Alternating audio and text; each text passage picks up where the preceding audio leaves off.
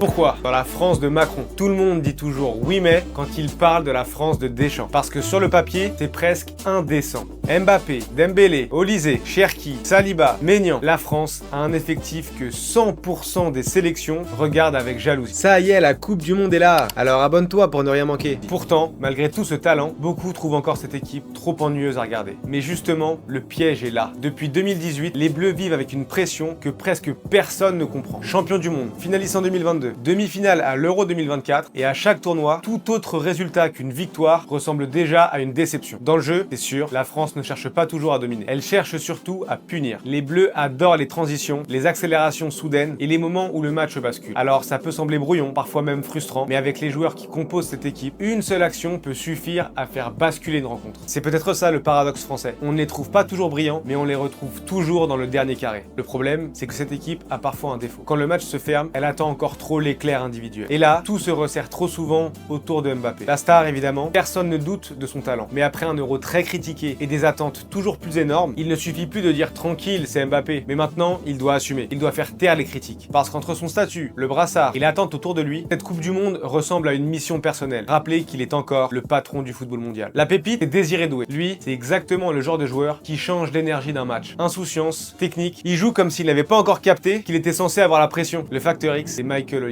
Parce que la France a déjà la vitesse, elle a déjà la puissance, mais Olise apporte autre chose. La dernière passe, le calme, le pied gauche qui peut découper une défense. Et si son lien avec Mbappé clique vraiment, ça devient extrêmement sale. Ensuite, comment ne pas citer Ousmane Dembélé, qui brille de mille feux au Paris Saint-Germain. Exemplaire, létal, ballon d'or. Comment ne pas citer Ryan Cherki, le joyau de Manchester City. C'est le genre de joueur qui te rappelle pourquoi tu aimes le football. Et derrière, William Saliba est en train de s'imposer comme l'un des défenseurs les plus dominants au monde. Avec tout ça, mon prono, final, pas par chauvinisme, par logique. La France a trop de talent, trop d'expérience, trop de solutions. Mais je ne la vois pas marcher sur le tournoi. Je la vois souffrir, je la vois être critiquée, mais je la vois gagner des matchs, même si c'est pas toujours très beau. Ce qu'il reste à savoir maintenant, est-ce que Kiki et Dédé, avec sa chance légendaire, vont réussir à transformer cette pression énorme en 3e étoile? Dis-le nous dans les commentaires.